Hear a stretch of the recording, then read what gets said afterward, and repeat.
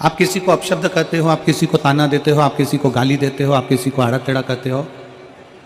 जिसको तुमने अपशब्द कहा, जिसको तुमने ताना दिया, जिसको तुमने गाली दी, वो सामने वाले व्यक्ति को तुम पर गुस्सा आया कि नहीं आया? जम के बोलो जरा, आया ना? तुम किसी को अपशब्द कह रहे हो, तुम किसी को ताना दे रहे हो, तुम किसी को गाली दे रहे हो, तुम किसी को आड़ा टेढ़ा कह रहे हो, तो जिसको तुम अपशब्द कह रहे हो, जिसको तुम गाली दे रहे हो, जिसको तुम ताना दे रहे हो, उसको गुस्सा आता है। जैसे ही तुमने उसको गाली दी वैसे ही उसको गुस्सा आया। जैसे ही तुमने अपशब्द कहा वैसे ही उसको गुस्सा आया। तुम्हारे अपशब्द बोलते ही उसको क्रोध आ जाता है, तुम्हारा आड़ा टेढ़ा बोलते ही उसको क्रोध आ जाता है, गुस्सा आ जाता है। अब जरा विचार करिएगा कि तुम्हारे आड़ा टेढ़ा बोलने पर सामने वाले को क्रोध आ जाता है, तुम्हारे अपशब्द बोलने पर सामने वाले को गुस्सा आ जाता है, तुम्हारे शब्दों से सामने वाले को गुस्सा आ जाता है। जब तुमने अपशब्द कहा तो सामने वाले को क्रोध आ गया, गुस्सा आ गया और वो क्रोधित हो गया। तो जरा विचार करिएगा कि जब हम कुछ बोलते हैं तो सामने वाले को क्रोध आता है, तो जब हम भगवान शंकर का नाम उच्चारण करेंगे, श्री शिवाय नमस्तुभ्यम बोलेंगे, पंचाक्षर मंत्र नमः शिवाय बोलेंगे, षडाक्षर मंत्र ओम नमः शिवाय बोलेंगे, गाली बकने पर, अपशब्द कहने पर सामने वाला जब हमको पलट कर देख सकता है तो हमारे मंत्र के जाप से भी भोलेनाथ हमें पलट कर देख सकता है। भगवान शिव हमको पलट कर देख सकता है, भगवान हमको निहार सकता है। और तेरी कृपा बिना न हिले एक भी अणु, लेते हैं श्वास तेरी कृपा से तनु तनु। बखान क्या करूं मैं राखों के ढेर का, चपटी भगोत में खजाना कुबेर का। हे गंगाधार मुक्ति द्वार ओमकार तू, भोले ओमकार तू। आयो शरण तिहारी शंभु तार तार तू। बखान क्या करूं मैं राखों के ढेर का, चपटी भभूत में है खजाना कुबेर का। हे गंगाधार मुक्ति द्वार ओमकार तू, भोले ओमकार तू। आयो शरण तिहारी शंभु तार तार तू। क्रोध क्यों ना है? आपके शब्द बोलने से सामने वाले को क्रोध आ जाता है कि तुम्हारे मुख से श्री शिवाय नमस्तुभ्यम बोलने से मेरा भोले बाबा भी आ जाता है, मेरा शिव भी आ जाता है। केवल दिखावे से नहीं, शंकर भगवान को दिल से जिसने पुकारा, मेरा शंकर उसके सामने प्रकट हुआ दिल से। और फिर निवेदन है मेरे शंकर को, तुम्हारे दिमाग लगाने की जरूरत नहीं है शिव महापुराण में। फिर निवेदन है जितने भी श्रोता भाई बहन कथा को सुनने के लिए आए हैं, वो अपना दिमाग यहाँ ना लगाएं, यहाँ दिल लगाएं। दिमाग लगाने के लिए घर है और दिल लगाने के लिए शिव महापुराण की कथा। अपने मन को लगाओ।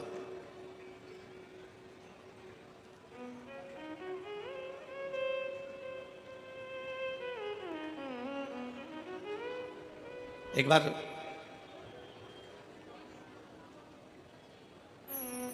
भृगु ऋषि के मन में एक भाव उत्पन्न हो गया कि तीनों देवताओं की परीक्षा ली जाए। भृगु ऋषि के मन में भाव जागृत हुआ कि तीनों देवताओं की परीक्षा करेंगे। और भृगु ऋषि सबसे पहले ब्रह्मा जी के पास में पहुंचे।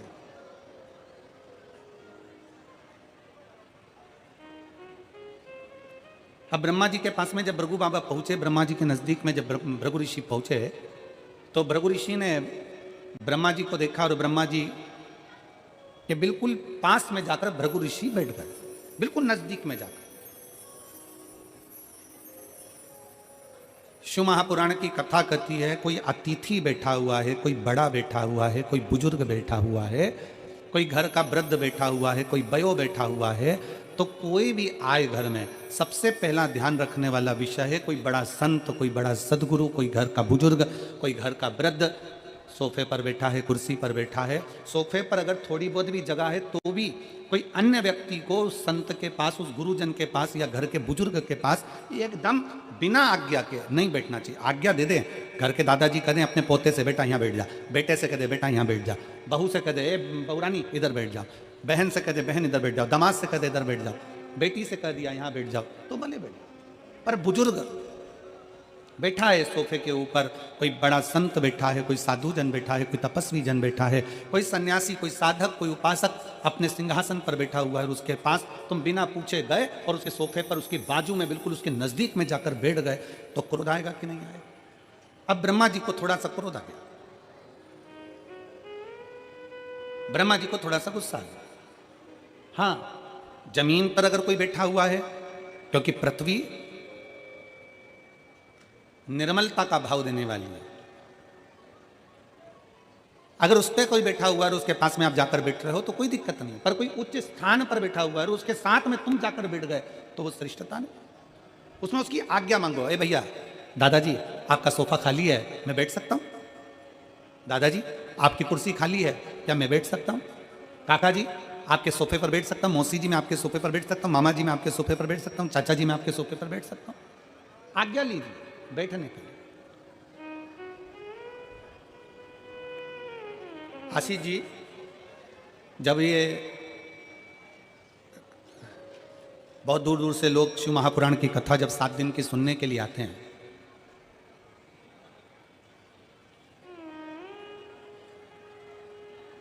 तो यहाँ शंकर जी की कथा सुनने के लिए जब पंडाल में पहले दिन, एक दिन पहले जब भक्त पहुँचते हैं तो वहाँ दरी बिछाते हैं, अपनी चटाई बिछाते हैं। देखा तुम लोगों ने? दर्शन करें और नहीं करे हों, अगर मेरठ वालों ने अगर रात्रि के दर्शन नहीं करे हों तो आज रात के इस पंडाल के दर्शन जरूर करना, यहाँ के कीर्तन के दर्शन करना। और भगवान ने आपको मोबाइल दिया है तो यहाँ पर जो कीर्तन हो, भजन हो, रात्रि का जो स्मरण हो, उसके वीडियो फोटो आपके भी और उसके भी अपनी सोशल मीडिया पे भी डालना कि हमारे मेरठ में भी शिव महापुराण का सत्संग कैसा हुआ।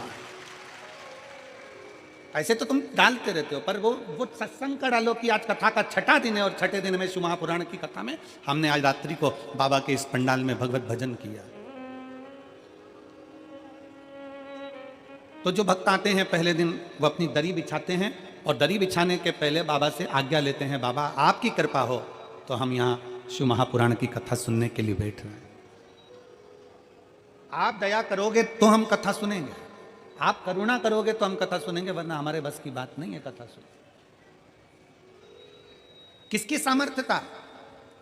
जो शंकर की कथा में दिल लगा ले, शिव की कथा को सुन ले और शंकर की कथा को अपने भीतर उतार ले, सामर्थ्य था। सती मैया कथा सुनने गई, मन नहीं लग पाया। उमा कथा सुनने के लिए गई, मन नहीं लगा। कात्यायनी कथा सुनने के लिए गई, मन नहीं लगा। कुष्मांडा कथा सुनने के लिए गई, मन नहीं लगा। स्कंदा कथा सुनने के लिए गई, मन नहीं लगा। पार्वती मैया कथा सुनने के लिए गई तो भी उनके नेत्रों में नींद समा गई थी। शिव महापुराण की कथा सुनना सरल बात नहीं है, अगर दिल लग जाए तो समझ लेना कि शिव ने सुना दी है, भगवान शंकर ने सुना दी तुमको, ये मानकर चलना। अगर मन लग जाए, फिर निवेदन है, शिव महापुराण की कथा में जितनी देर बैठो, शंकर की कथा में जितनी देर बैठो, उतनी देर दिमाग मत लगाना कि मुझे ये करना है, मुझे वो करना है, मैं वहाँ बैठ जाता, मैं आगे बैठ जाता, मैं पीछे बैठ जाता, मुझे तो कुर्सी नहीं मिली, मुझे सोफा नहीं मिला, मैं कहाँ बैठा हूँ, मैं किस जगह पर बैठा हूँ।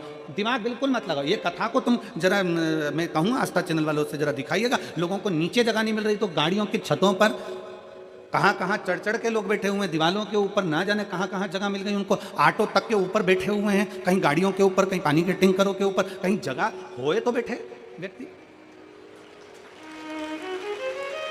कथा कथा है, यहाँ दिमाग नहीं लगाना। शिव महापुराण की कथा को जितनी देर श्रवण करने के लिए बैठो उतनी देर दिमाग नहीं, उतनी देर क्या लगाना है आपको? अपना दिल लगाना। भगवान शंकर को अपना हृदय देना, शिव जी से अपने दिल की बात कहना, शंकर को अपने मन की बात कहना। और शिव को जब अपने दिल की बात कहोगे, मन की बात करोगे तो शंकर उसको स्वीकार करेगा। यहाँ जितने कथा को सुनने के लिए आते हैं पहले बाबा से कहते हैं, बाबा आप कथा कहेंगे हम सुनेंगे, आपकी आज्ञा होगी तो हम कथा सुन पाएंगे, आप आज्ञा करेंगे तो हम रह पाएंगे। वरना घर में ढेर काम आ जाते हैं, कोई ने फ़ोन कर दिया, आना पड़ेगा, जाना पड़ेगा, लोग फ़ोन कर देते हैं, घर पहुंचना पड़ेगा, जरूरी काम आ गया, ये काम आ गया, तो वहाँ जाना पड़ेगा। और तेरी कृपा बिना ना हिले एक भी अणु, लेते हैं श्वास तेरी कृपा से तनो तनो। पार्वती जी भी मन लगाने के लिए बैठी थी कथा में, पर उनकी निंद्रा लग गई थी। सती माता मन लगाने के लिए बैठी थी कथा में, पर उनका ध्यान बढ़ गया था, भीतर अहंकार उत्पन्न हो गया।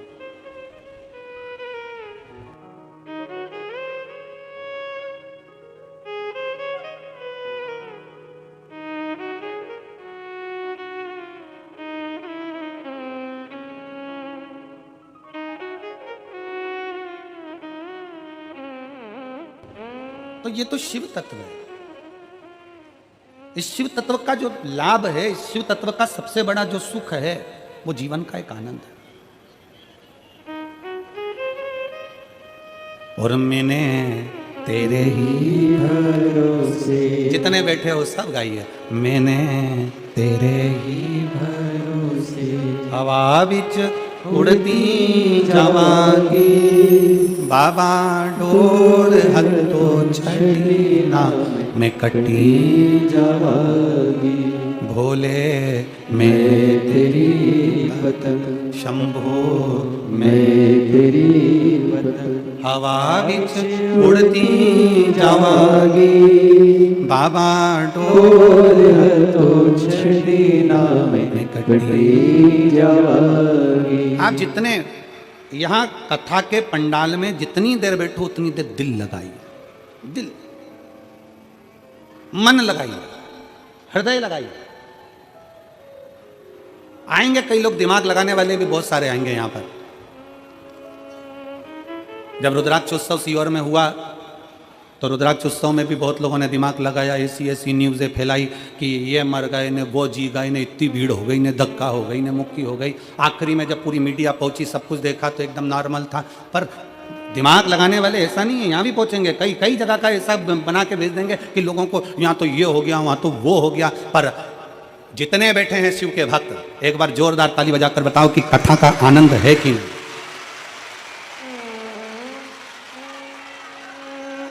दोनों हाथ उठाकर एक बार हारा महादेव।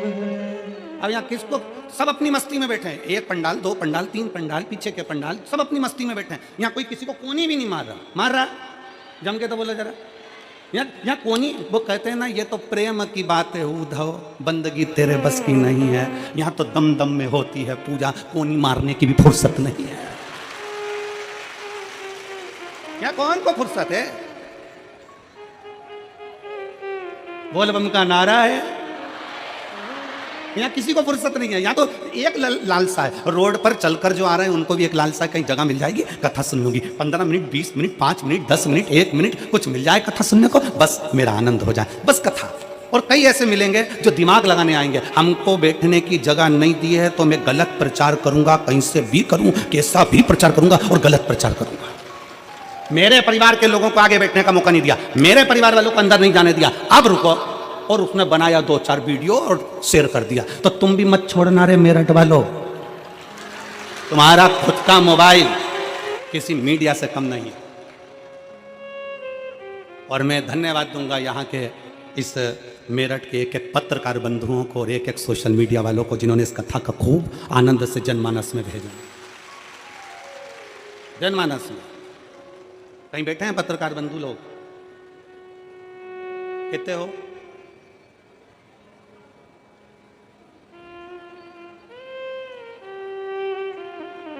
हाथ उठाओ जरा, कितने हैं?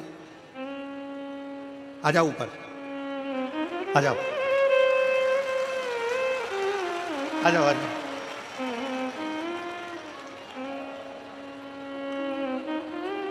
मेरा निवेदन केवल पत्रकार है, इसके सिवा उनके परिवार वाले नहीं आएंगे, वो वहीं रहे, ओनली पत्रकार। बाबा की कथा में, भगवान शंकर ओघड़ रानी की कथा में दिमाग नहीं, भगवान शंकर की कथा में क्या लगाना है? दिल लगाना। और मैंने तेरे ही भरोसे बाबा तेरे ही भरोसे हवा बिच उड़ती जावांगी, बाबा डोर तो छड़ी नामे कटी जावांगी। भोले मैं तेरी पतंग शंभो, मैं तेरी पतंग। भगवान शंकर की अविरल भक्ति सुख प्रदान करने वाली। पार्वती मैया जब भगवान शंकर के सम्मुख में बैठकर कथा का रसपान करती हैं तो पार्वती जी के नैनों में जल भरा जाता है। पार्वती जी के नैनों में जल भरा जाता है, नेत्र में जल। पार्वती क्यों? पार्वती जी के नैनों में जब कथा सुनने के लिए बैठ रही थी तो जल इसलिए भरा गया। दो चीजें पार्वती जी के नैनों में आई थी, एक जल भरा गया था, फिर निंद्रा भी समा गई। पार्वती जी के नैनों में कथा चालू होने के पहले जल इसलिए आ गया था क्योंकि पार्वती जी को अपने पूर्व जन्म का भान होता गया। मैं सती बनी थी, कुंभज ऋषि के यहाँ कथा सुनने के लिए गई थी। कथा सुनने के लिए जब मैं कुंभज बाबा के यहाँ पहुंची तब उस जगह पर मेरा मन कथा में नहीं लगा था, मेरे भीतर अहंकार आ गया था और कथा मुझसे छूट गई थी। फिर पार्वती जी को उमा बनी और उमा बनकर भगवान महेश के साथ में कथा सुनने के लिए गई थी, तब मन नहीं लगा था कथा। फिर माता पार्वती कात्यायनी बनी, भगवान शंकर के साथ कथा सुनने के लिए गई। फिर माँ भगवान शंकर बगला मुख बने और पार्वती मैया बगला मुखी बनी। याद आया कि मैं कथा सुनने के लिए गई थी, नहीं सुन पाई। भगवान शंकर कमल बने और पार्वती मैया कमला बनी। पार्वती जी के स्मरण में आया मैं कमल के साथ में भगवान शंकर के साथ कथा सुनने के लिए गई थी, सुन नहीं पाई। शिव जी ध्रुमबान बने, पार्वती ध्रुमावती बनी। स्मरण में आया कि मैं कथा नहीं सुन पाई थी। जितने जितने शंकर भगवान के साथ में, शंकर भगवान महाकाल बने और पार्वती महाकाली बनी, तो पार्वती जी सोचती हैं कि मैं उस समय पर काली बनी तो भी कथा नहीं सुन पाई, तो भी कथा नहीं श्रवण कर पाई। आज पार्वती जी की आंख में आंसू भर गया कि आज मेरे बाबा ने बड़ी कृपा करी जो मुझे कथा सुनाने के लिए इस अमरनाथ की गुफा के अंदर लाकर बिठा दिया और मुझे कथा सुना। अमरनाथ की गुफा। अरे ओ मेरठ की मेरी जीजियों और मेरठ के मेरे जीजाओं, मेरी बेटियों बेटाओं, मेरी माताओं, मेरे भाई, आप सब के चरणों को नमन कर कर कहता हूं, ना जाने कौन सी किस्मत आप और हमने ली है जो इस मेरठ की भूमि पर शिव पुराण की कथा सुन रहे हैं। जिस भूमि पर बेलकेश्वर महादेव विराजमान है, जिस भूमि पर ओगणनाथ विराजमान है, जिस भूमि पर मेरठ के चारों तरफ शंकर भगवान के प्राचीन प्राचीन मंदिर विराजमान हैं, और आज भी मेरठ की पवित्र भूमि शंकर के एक एक शिवलिंग से समाहित है। ये वो मेरठ की भूमि है, ये वो मेरठ की धरा है जहां बैठकर आप और हम कथा सुन रहे हैं। कई माताएं ऐसी हैं यहां बैठी हुई हैं जो हापुड़ में कथा सुनने गई थी। हाथ उठाओ जरा, हापुड़ वाली हो। ये देखो इतनी सारी माताएं हापुड़ गई थी और हापुड़ में इन सब माताओं ने वहां बैठकर जरूर भगवान से कहा होगा कि मेरठ में भी शिव पुराण की कथा हो। आशीष जी, गोयल जी कहाँ गए? गोयल जी नहीं बैठे हैं, कहाँ दिख नहीं रहा है? बैठे नीचे हैं क्या? अच्छा, तो हम कहें यजमान परिवार दोनों से, गोयल जी और आशीष जी से, कि ये इनका पुण्य सामने आया है तो तुम जजमान बनकर शिव पुराण की कथा श्रवण करो। ये पुण्यता है, ये आनंदता।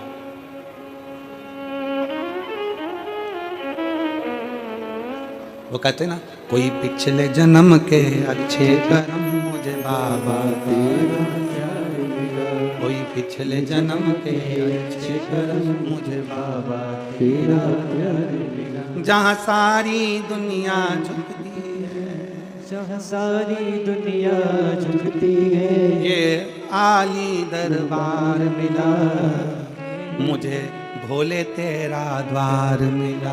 कोई पिछले जन्म के अच्छे कर्म मुझे बाबा तेरा, कोई पूर्व का लिखा होगा, कोई पूर्व का बना होगा, और पूर्व का बने बिगर मिल भी नहीं सकता। कल कथा में अपन ने सुना था पूर्व का कर्म हमारा, पूर्व का कर्म। एक पंडित जी पूजन करते थे, उनका हाथ क्यों कटा? पूर्व का कर्म था कि कोई मार्ग बता दिया होगा। राजा का बेटा क्यों मारा? कोई पूर्व का कर्म होगा मारा। रानी क्यों गला काट दी? कोई पूर्व का कर्म होगा मारा।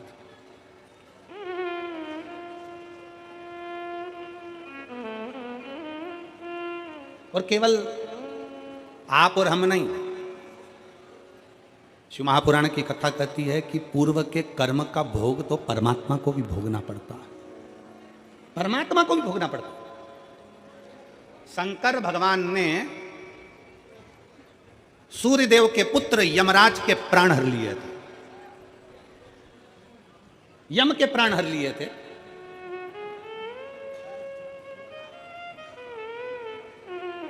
और यम के प्राण जब हर लिए, यमराज के प्राण चले गए, तो सूर्य नारायण भगवान रोते रोते आए और उन्होंने कहा मेरा बेटा यम चले गया।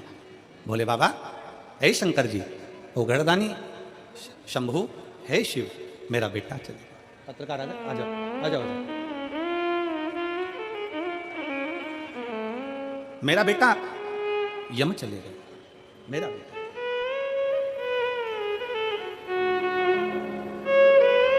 एक बार सभी पत्रकारों के लिए जोरदार ताली बजाते हैं।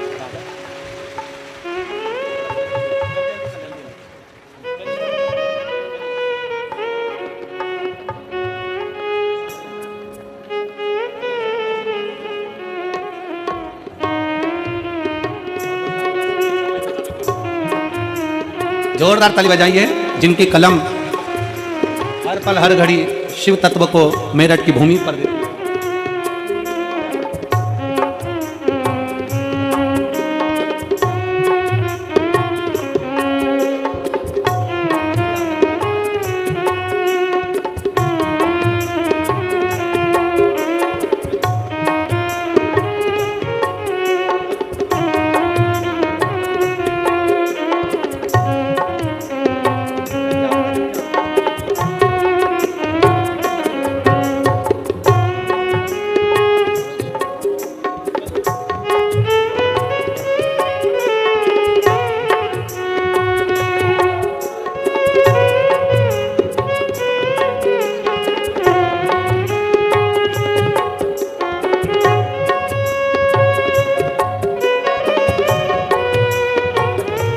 दोनों हाथ उठाकर हर हर महादेव।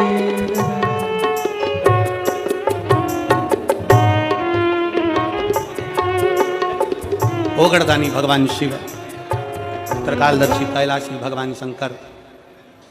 पार्वती मैया के मन में ये भाव इसलिए नयनों से जल बह रहा है माता पार्वती के नयन से कि मैंने इतने जन्म गंवा दिए और हर जन्म में मुझे कथा सुनने को मिली, पर मैं कथा सुनने जा नहीं पाई, मेरा दिल नहीं लगा पाया।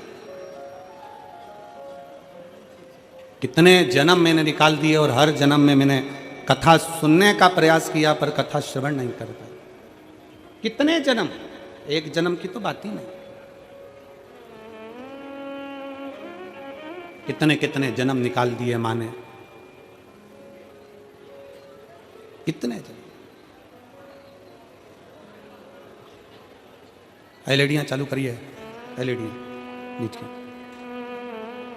और कितने जन्म मैंने निकाल दिए और मुझे भगवान की कथा श्रवण करने का मौका नहीं मिला।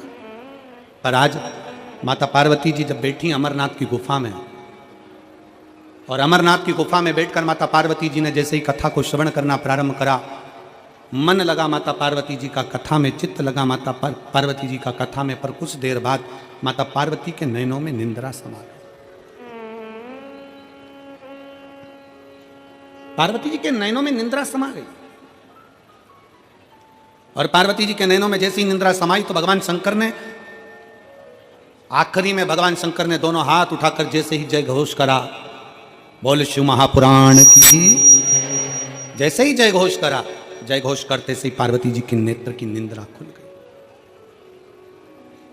फिर पार्वती जी को दुख हो गया,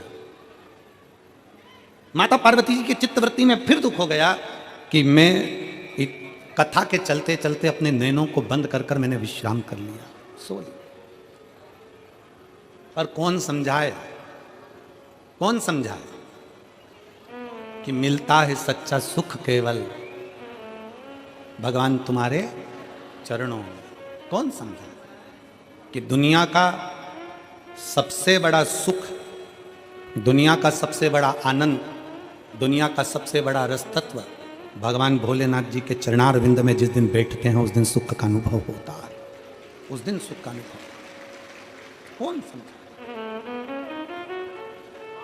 क्योंकि वो क्षमा करने वाला है। वो माफ करने वाला है, वो दुनिया पर कृपा करने वाला है। उसके आश्रित हो जाओ, उसके आश्रित। एक पत्र है,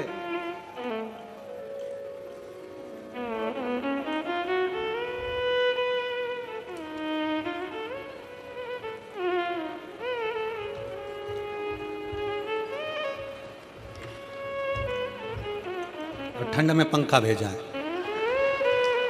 अब ये गर्मी में भेजती तो काम भी आता हो।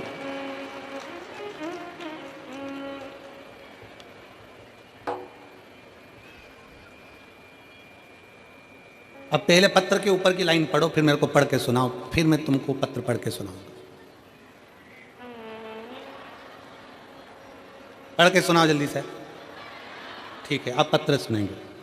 मेरा नाम ज्योति त्यागी है, गांव फलोदा, जिला मुजफ्फरनगर की निवासी हूँ।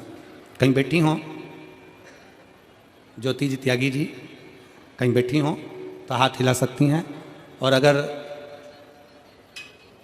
आई हो तो हाथ हिलाएं, और कहीं बैठी हो तो एक बेलपत्र लेने जरूर पधारें।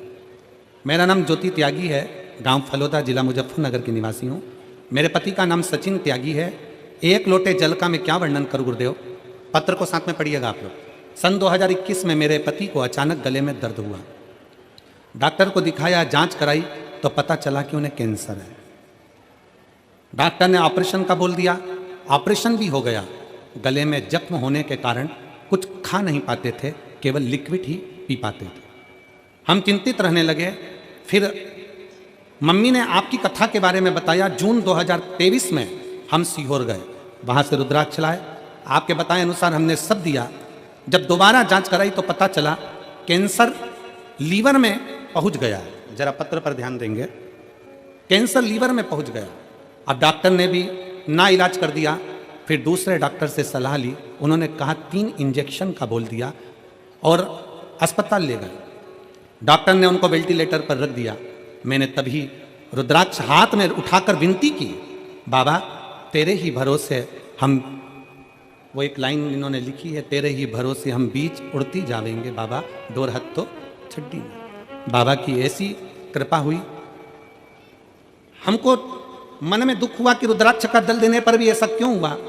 फिर हम बाबा को हाथ में रुद्राक्ष लेकर बाबा को कहने लगे और बाबा से विनती करी, बाबा कुछ भी करो ठीक करिएगा। पंडाल में हापुड़ की कथा में पहुंच गए और हापुड़ की कथा के पंडाल में बैठकर कथा सुनी। और आज मैं छाती ठोक कर कहती हूँ, पंडाल में बैठकर जो मांगा जाता है बाबा सुनता है। आज मेरा पति का कैंसर मुक्त हुआ है। आज मेरे पति का कैंसर मुक्त हो गया। मैं यहाँ बाबा को दिल से धन्यवाद देने के लिए इस कथा के पंडाल में पहुंची हूँ। नाम है ज्योति त्यागी, गांव फलोदा, जिला मुजफ्फरनगर की निवासी हूँ। पंखा भी है। एक शिव पर करा गया भरोसा, एक शंकर पर करा गया विश्वास, एक शिव पर करी गई दृढ़ता।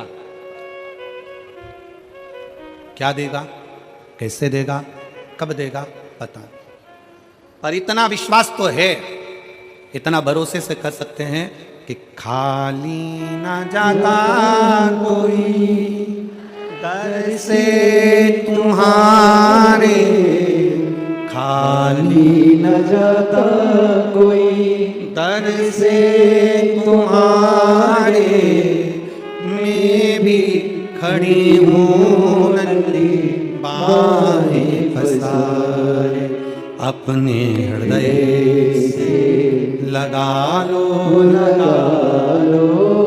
गिरा जा रहा हूँ, उठा लो भोले अपने दर से, अब तो ना टालो गिरी जा रही हो, उठा लो। आप बाबा से अपने मन की बात कहने के लिए आए हो। इस कथा के पंडाल में लाखों की संख्या में पहुंचे हो और विश्वास से कहते हैं कि बाबा 3 महीने के अंदर जो मांग कर जा रहे हो वो देगा जरूर। हम जानते हैं जगह नहीं है पंडाल में, ग्राउंड में कहीं जगह नहीं है, सब भरा पड़ा है, जगह नहीं है, पर विश्वास, भरोसा, दृढ़ता, आपका भरोसा। पार्वती जी के मन में फिर गिलानी उत्पन्न होने लगी। मैं कथा सुनने के लिए आई थी और कथा ना मिला।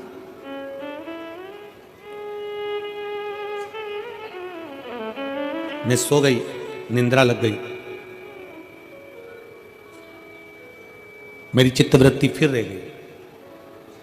जिस दिन 7 दिन में से अगर एक दिन की भी शिव महापुराण की कथा पंडाल में अगर आपको सुनने को मिल जाए, समझ लेना कि कहीं शंकर जी ने तुम्हारा हाथ पकड़कर तुम्हें खींचने की तैयारी कर ली है। कहीं मिल जाए। एक पत्र है, एक तो निवेदन है, ऐसा डिजाइन में पत्र मत बनाया करो। अब क्या क्या पढ़ूं और कहां से शुरू करूं? ये तो उसी में का हाल है। एक व्यक्ति नाई की दुकान पर गया और नाई की दुकान पर जाकर बैठ गया, और जैसे ही नाई की दुकान पर बैठा तो नाई को गुस्सा आ गया, क्योंकि नाई ने देखा कि उसकी खोपड़िया पे केवल 8 बाल थे। इतना गुस्सा आया नाई को, तो नाई गुस्से में पूछा, गिनूं कि काटूं? वो व्यक्ति बोला, कलर कर दे। अब तू बोल रहा है गिनूं कि काटूं, तो तू कलर ही कर दे, इससे बड़ा करो क्या? अब ये इतना बड़ा पत्र, अभी कहां से शुरू करूं तुम बताओ? अच्छा, ईमानदारी की बात है, चलो फिर भी पढ़ेंगे, ठीक है। मैं कविता माहेश्वरी, मेरठ गौरीपुरा से हूं। कहीं बैठी हो कविता माहेश्वरी? मेरठ गौरीपुरा से कहीं बैठी हो तो हाथ हिला सकती हैं। कहीं बैठी हो तो हाथ हिलाइएगा। आप ही हैं? आ जाओ, एक बेलपत्र ले जाना चाहिए। मैं कविता माहेश्वरी, मेरठ गौरीपुरा से हूँ। मेरे पति का नाम मुकेश माहेश्वरी है। मेरे पति मुकेश माहेश्वरी पिछले 4-5 वर्ष से स्वास्थ्य संबंधी समस्या से परेशान थे। अक्सर उनकी तबीयत सही नहीं रहती थी और डॉक्टरों को, वो हमको भी समझ में नहीं आ रहा था कि हो क्या रहा है।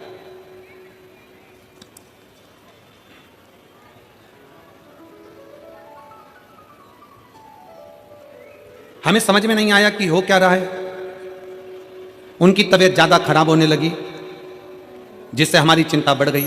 हमने उन्हें डॉक्टर को दिखाया, तब डॉक्टर ने बताया कि उनकी दोनों किडनी सही से काम नहीं कर रही और उन्हें किडनी डिजीज CKD के डी है। डॉक्टर ने तुरंत किडनी ट्रांसप्लांट का बोल दिया।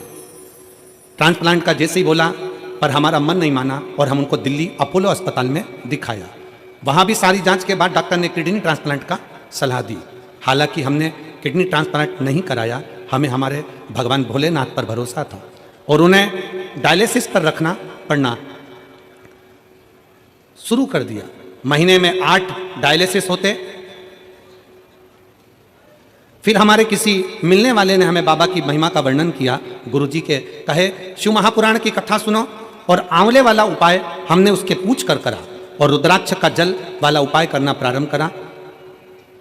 बाबा निर्माल लाते, बेलपत्री लाकर भी देना चालू करी। मंदिर से बेलपत्र और बाबा का चढ़ाया हुआ जल लाई और उसे पति को पिलाना चालू करा, खिलाना चालू करा और बाबा की कृपा से हमें हर कठिनाई का समाधान मिला। हे भोलेनाथ की कृपा से हमने कठिनाइयों को पार कर लिया और आज बाबा की कृपा से वो ठीक हैं। ये मैं शिव को प्रार्थना करने के लिए आई हूँ, धन्यवाद देने के लिए आई हूँ।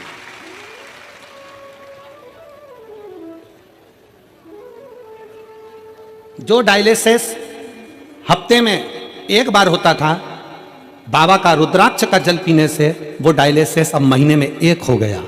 मैं बाबा को प्रणाम कर कर धन्यवाद देने आई हूं कि अब धीरे धीरे डॉक्टर बोल रहे हैं कि किडनी ने काम करना प्रारंभ कर दिया। मैं शिव को नमन करने के लिए, ये शिव तत्व है, ये ओघड़ी है शंभु, ये त्रिकालदर्शी कैलाशी अविनाशी है। एक विश्वास, अजब एक भरोसा।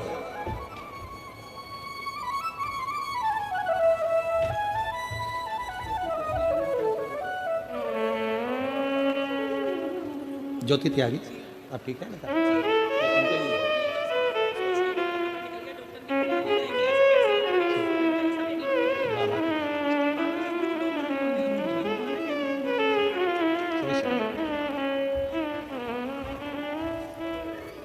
पीछे की एलईडियां चालू करवाइए। शिव तत्व की प्राप्ति हो, शिव महापुराण की कथा कहती है, जितना विश्वास आप बाबा देवादिदेव महादेव पर करेंगे, भगवान शंकर को 1 लोटा जल समर्पित कर कर भगवान शंकर से अपने मन की बात कहेंगे, मेरा ओघड़नाथ, मेरा शिव, मेरा त्रिकालदर्शी कैलाशी अविनाशी उसको स्वीकार करेगा। मिल जाए कथा श्रवण करने को तो साधुता दीजिए, आदर करना ना भूलें। भृगु बाबा ब्रह्मा जी के पास में जाकर बैठ गए, एकदम नजदीक में जाकर भृगु ऋषि के बिल्कुल, भृगु ऋषि ब्रह्मा जी के बिल्कुल करीब में जाकर बैठ। और जब ब्रह्मा जी ने देखा तो ब्रह्मा जी को थोड़ा सा क्रोध आया कि मुझसे बिना पूछे, बिना आज्ञा के, बिना बोले आकर बैठ गए। कम से कम मुझे बोलना तो था, मुझसे पूछना तो था। चले और फिर एक निवेदन बड़े भाव से करेंगे कि बैठो, मना नहीं, पर आज्ञा लेकर बैठो, मना नहीं पर आज्ञा लेकर। आजा बेटा।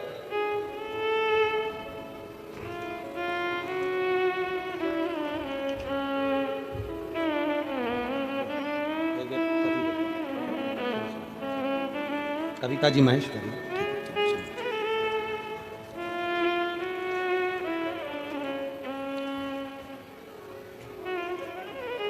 बड़े आनंद के साथ बैठना चाहिए, पर कोई आदरणीय बैठा है, कोई बड़ा बैठा है, कोई सत्कार करने वाला बैठा है, कोई साधु जन है, कोई सन्यासी जन है, कोई तपस्वी जन है, कोई साधक है, कोई उपासक है, उसको भी सम्मान देना चाहिए।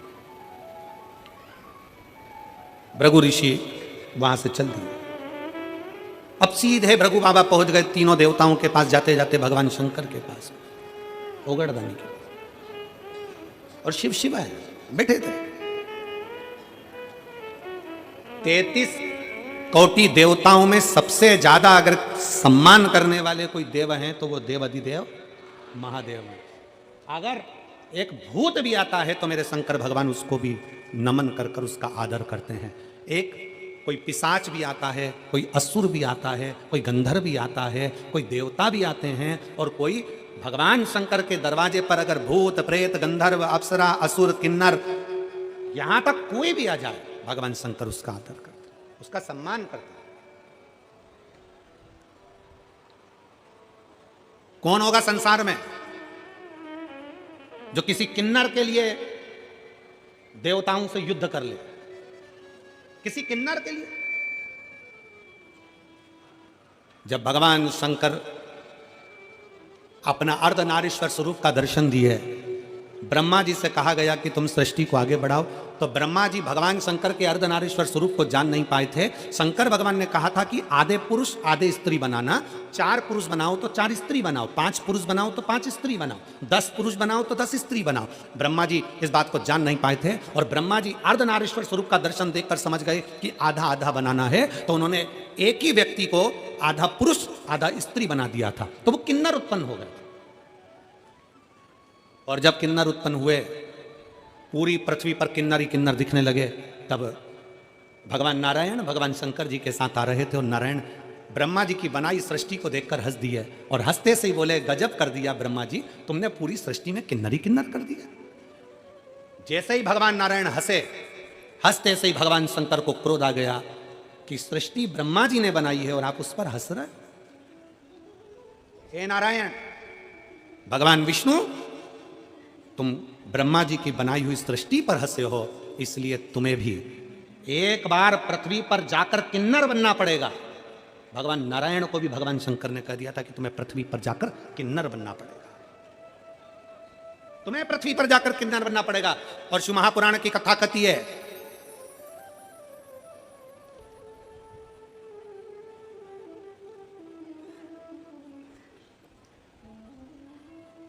शिव महापुराण का चरित्र कहता है, जिस समय पर पांडव और कौरवों का युद्ध हो रहा था, कौरव और पांडवों के युद्ध में ध्यान में आया, भगवान कृष्ण ने कहा कि अर्जुन, तुम्हारा एक पुत्र उलूपी का पुत्र अरावन वन में रहता है, उसको भी युद्ध के लिए लेकर आओ। अर्जुन उसको युद्ध के लिए लेकर आ गए, अर्जुन उसको युद्ध के लिए लाए। पर अर्जुन युद्ध के लिए लेकर आए, और युद्ध के लेकर आने के लिए क्यों? क्योंकि कुरुक्षेत्र की भूमि चंडी की भूमि थी। इस कुरुक्षेत्र की भूमि पर सबसे पहले बलि चढ़ाना थी। और बलि किसकी चढ़ाना है? क्योंकि कुरुक्षेत्र की भूमि ने कह दिया था, चंडी ने कह दिया था, एक बलि कौरव की लूंगी, एक बलि पांडव की लूंगी। कौरवों में से तो 100 थे, उन्होंने कहा एक को देवी देंगे तो 99 बचेंगे, पर पांडव में तो 5 थे, अगर एक भी चले गया तो फिर 4 ही बचेंगे। भगवान कृष्ण ने कहा अर्जुन तू तेरे बेटे को लेकर आ रावण को लेकर आए, उलूपी के पुत्र को लेकर आए। रावण को लाकर खड़ा कर दिया। रावण को मालूम पड़ा कि मेरी बलि चढ़ना है।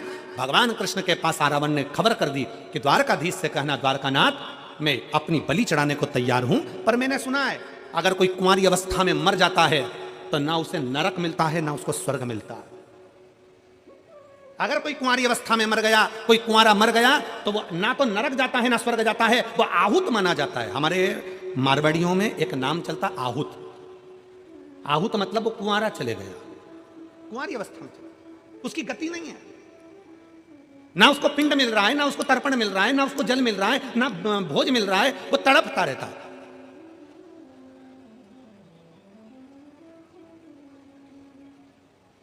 उस रावण ने कहा अगर मैं कुंवारी अवस्था में मर गया तो मुझे गति नहीं होगी। मेरा एक निवेदन है, कल मेरी बलि चढ़ा देना, पर सबसे पहले मेरे ब्याह करा दो, शादी करा दो। अब युधिष्ठिर को लगा आज रात में कहां की लड़की मिलेगी जिससे शादी कराई जाए? लड़की कहां से ढूंढी जाए जिससे विवाह कराया जाए? ढूंढने में लग गए। हस्तिनापुर में कोई लड़की नहीं मिली, पास में कोई लड़की नहीं मिली। तब भगवान कृष्ण ने जान लिया अगर ये इसका विवाह नहीं हुआ तो ये कल बलि में नहीं आएगा, और बलि में नहीं आया तो फिर युद्ध रह जाएगा। भगवान कृष्ण को याद आया कि शंकर जी ने श्राप दिया था कि नारायण तुम किन्नर पर हंसे हो, इसलिए तुमको भी किन्नर बनना पड़ेगा। आज भगवान कृष्ण किन्नर का रूप धारण कर लिए। भगवान कृष्ण ने किन्नर का रूप धारण करा, रावण के साथ विवाह करा। विवाह करने के बाद भगवान जब रावण के प्राण चले गए तो भगवान नेत्रों से नीर बहाते रहे। आज भी किन्नर गले में मंगलसूत्र पहनते हैं, आज भी किन्नर पाँव में बिछुड़ी पहनते हैं, आज भी किन्नर हाथ में चूड़ा पहनते हैं, मांग में सिंदूर भरते हैं। कौन है उनका पति?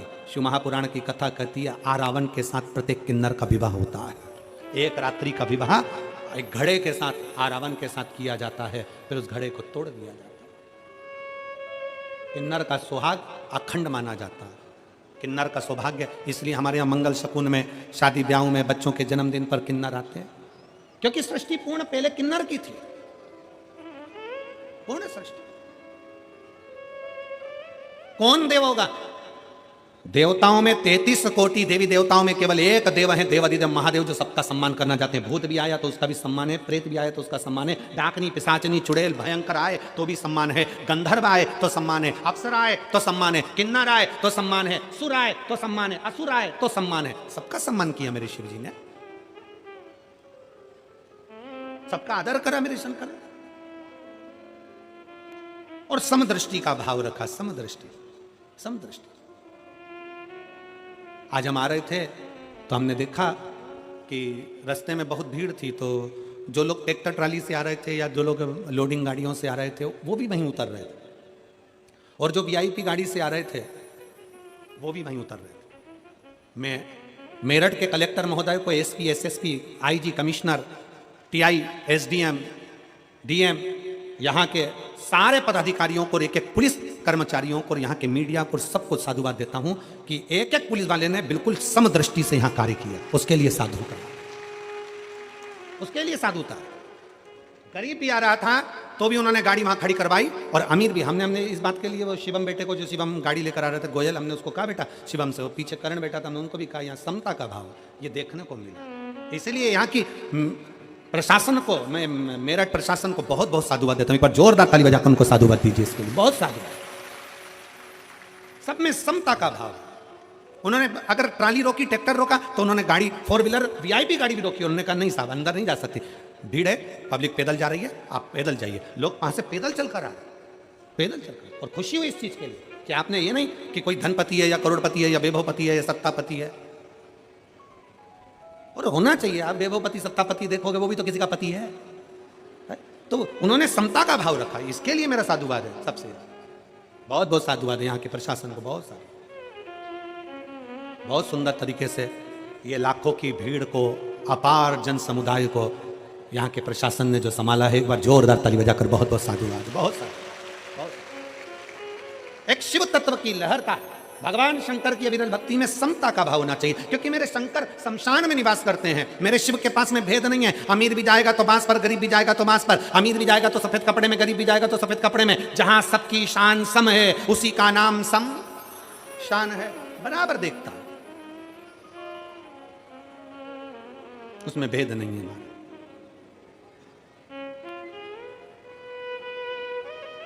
भृगु बाबा आए, शंकर भगवान के सामने भृगु ऋषि आ गए, और जैसे ही आए भगवान शंकर अपने सिंहासन छोड़ दिए। भगवान शंकर अपने स्थान से उठकर खड़े हो गए, और भगवान शंकर स्थान से खड़े होकर भृगु ऋषि के हाथ जोड़कर कहते हैं, आओ भृगु बाबा आइए, आपका स्वागत है। और जैसे ही भृगु ऋषि पास में आने लगे, शंकर भगवान दोनों हाथ फैलाकर भृगु ऋषि को गले लगाने लगे। भृगु ऋषि को गले,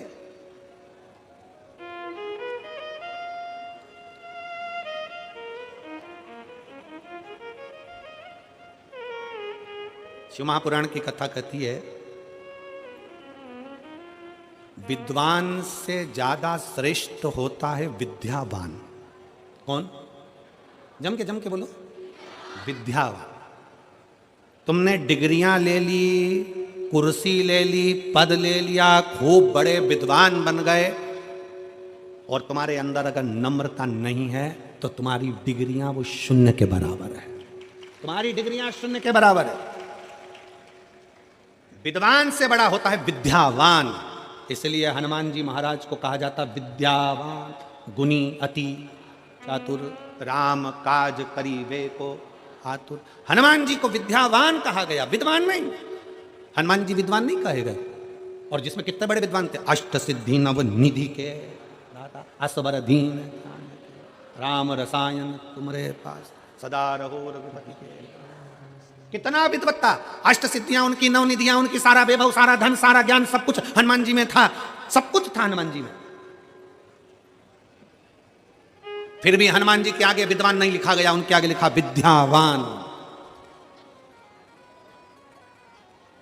एलईडी वालों उनसे निवेदन है, एलईडी का ध्यान दीजिए थोड़ा।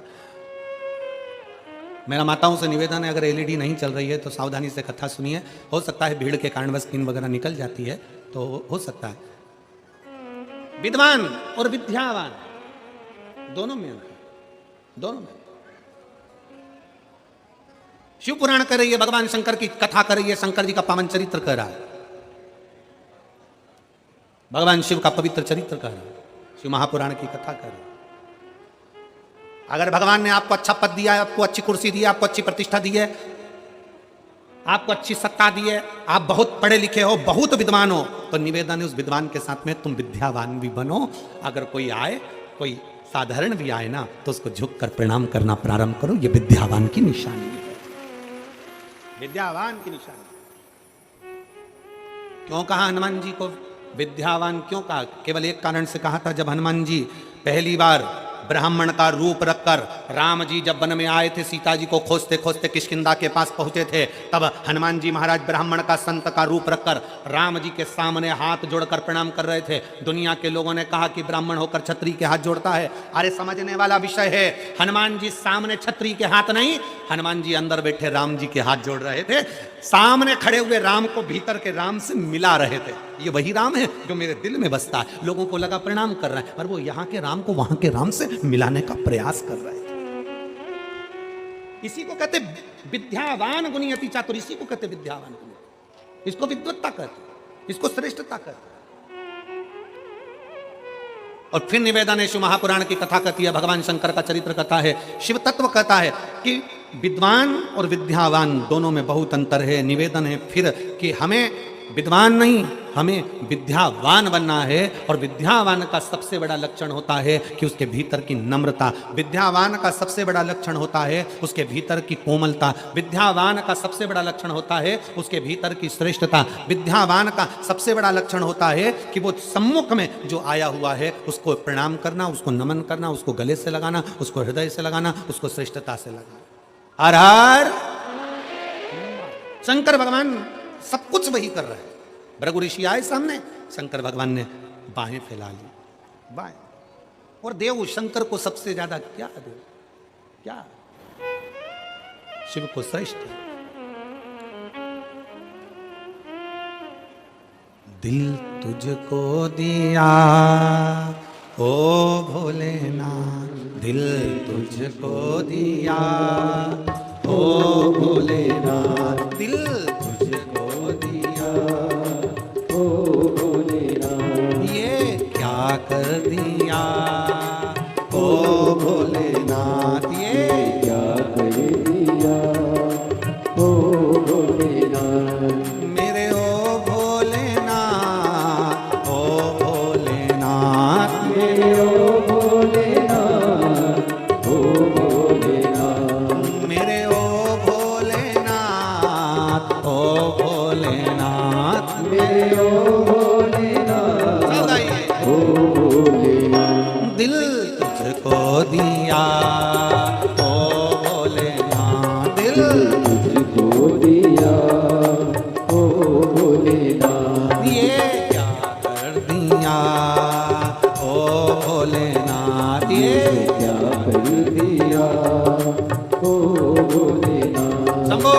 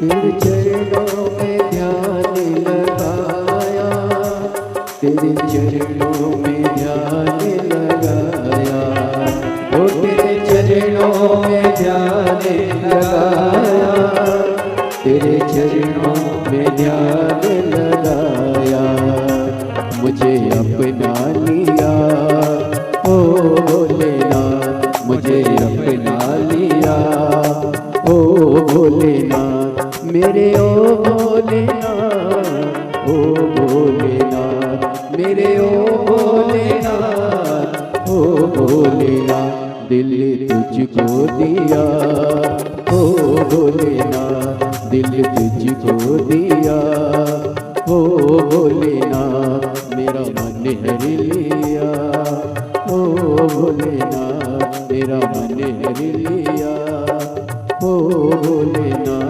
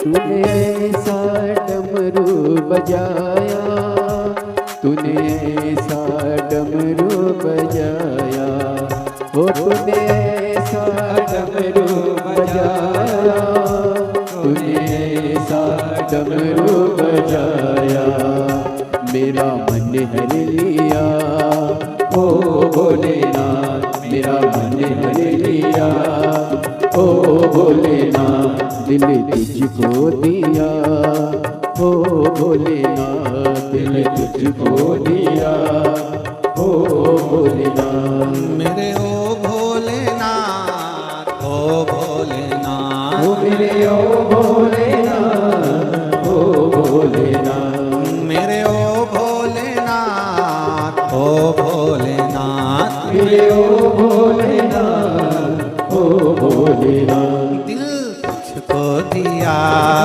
ओ भोलेनाथ, दिल तुझको दिया ओ भोलेनाथ, ये क्या कर दिया ओ भोलेनाथ, ये क्या कर दिया ओ भोलेनाथ। मैं तो बैठी थी गंगा किनारे, मैं तो बैठी थी गंगा किनारे, ओ मैं तो बैठी थी गंगा किनारे, मैं तो बैठी थी गंगा किनारे, आके दर्शन दिया ओ भोलेनाथ, आके दर्शन दिया ओ भोलेनाथ, आके दर्शन दिया ओ भोलेनाथ, आके दर्शन दिया ओ भोलेनाथ, ओ दिल तुझको दिया ओ भोलेनाथ, दिल तुझको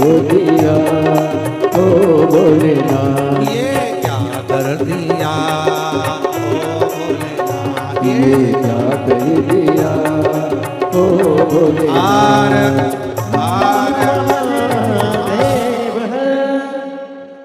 अपने स्थान पर बैठकर मौका मिला है बाबा से अपने मन की बात कहने, दिल से हृदय से बाबा को अपने मन के भाव कहिएगा। जहाँ जगह मिले वहाँ बैठकर बोलिए। आज कथा का छठा दिवस है। कल कथा सुबह 8 बजे से 11 बजे तक हो जाएगी और 8 से 11 बजे तक कथा कल हो जाएगी। आज मौका मिला है बाबा से प्रार्थना करने का, दिल से बाबा से विनय करिए, हृदय से बाबा को निवेदन करो, भाव से बाबा को बोलो। जहाँ जगह मिले वहाँ बैठ जाओ और दिल से बाबा को प्रार्थना करिएगा। बाबा से जो कहने आए हो वो कहिएगा और इतना भी जरूर कहिएगा कि बाबा 3 महीने में मेरा भी पत्र व्यासपीठ पर पहुँचे, ऐसी कृपा जरूर करिएगा। तो सब दिल से बाबा से प्रार्थना करें।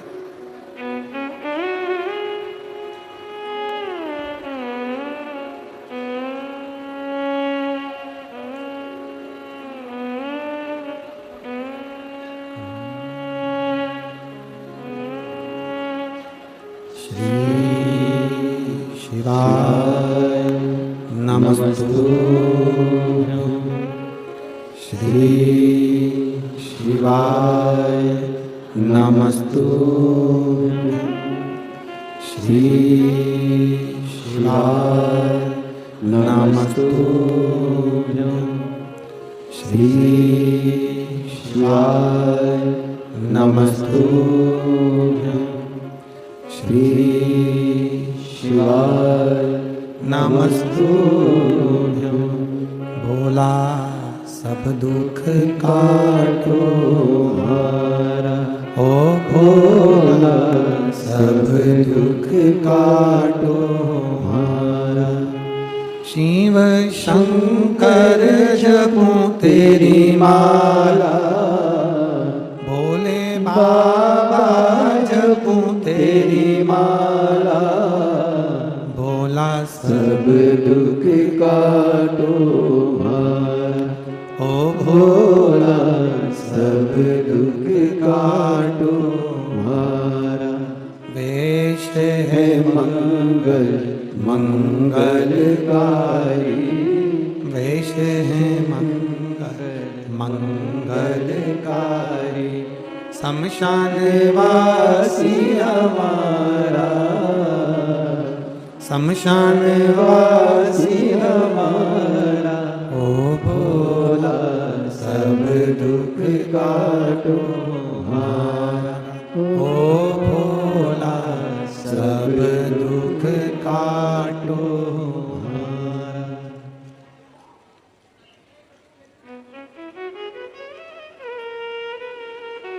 बाबा देवादिदेव महादेव भगवान शिव की कथा कर रहे। भृगु ऋषि भगवान शंकर के सामने जाकर खड़े हो गए। बाबा ने अपनी दोनों भुजाएं फैलाई। बाबा अपनी दोनों बाहें फैलाते। ब्रह्मा जी ने बाहें नहीं फैलाई। और अभी आप आगे कथा सुनेंगे, भगवान विष्णु ने भी बाहें नहीं फैलाई। बाहें किसने फैलाई? जम के बोलो जरा, देवाधिदेव बाप है।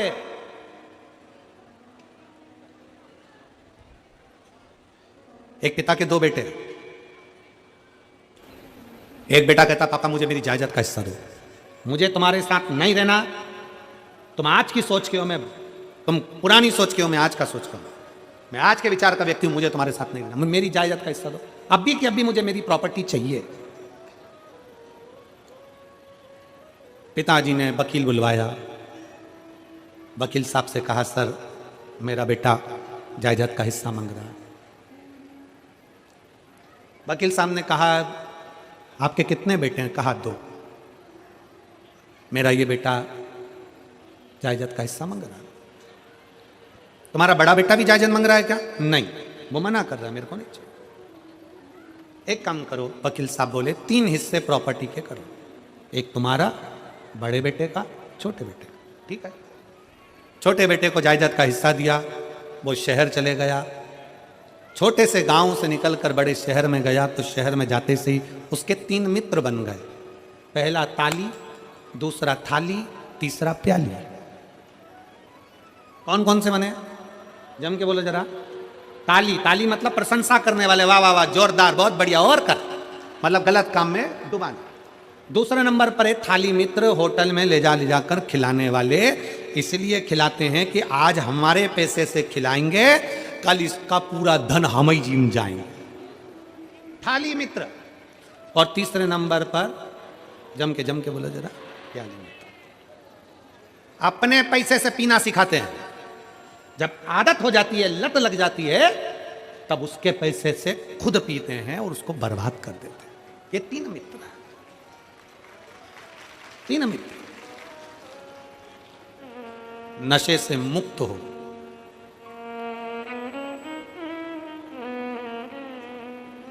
किसके लिए? शराब का नशा छोड़ दो, गांजे का नशा छोड़ दो, चिलम का नशा छोड़ दो, जो व्यर्थ के नशे हैं उसको छोड़ दो, तंबाकू, गुटखा, पाउच छोड़ दो। किसके लिए? सियोर वाले महाराज के लिए नहीं, भगवान के लिए भी नहीं। तुम्हारे जो छोटे छोटे घर में बेटा बेटी है ना, उनको अपने पापा का मुंह देखना है। उनके लिए घर में जो छोटे छोटे बच्चे हैं ना, आप जब ड्रिंक कर कर आते हो ना, आप जब गलत काम कर कर आते हो ना, तो बच्चे का चेहरा उतर जाता है, मम्मी से चिपक जाता है। पापा ऐसा क्यों कर रहे हैं? पापा ऐसा क्यों कर रहे हैं? बच्चा मम्मी से चिपकता है, दादा से, दादी से चिपकता है। पापा ऐसा क्यों कर रहे हैं? अपने बच्चों के लिए, जो तुम्हारे हैं, प्रिय हैं, उनके लिए कथा के पंडाल में बैठकर अंदर से, हाँ, हम तुमसे संकल्प नहीं दिलाएंगे, हम फालतू का काम करते ही नहीं है, क्योंकि हम संकल्प दिलाएं और तुम छोड़ो नहीं तो हमारे ऊपर दोष आए, काय को माथा पच्ची करूं। हम संकल्प नहीं दिलाएंगे। आपको अगर अपने बच्चों को अपना मुख दिखाना है और बच्चों की जवानी और बच्चों का विवाह और बच्चों की जिंदगी अच्छी देखना है, तो आज कथा के पंडाल में भीतर एक विश्वास पैदा कर लो कि नशा नहीं करूंगा, शंकर का चढ़ा जल पीऊंगा।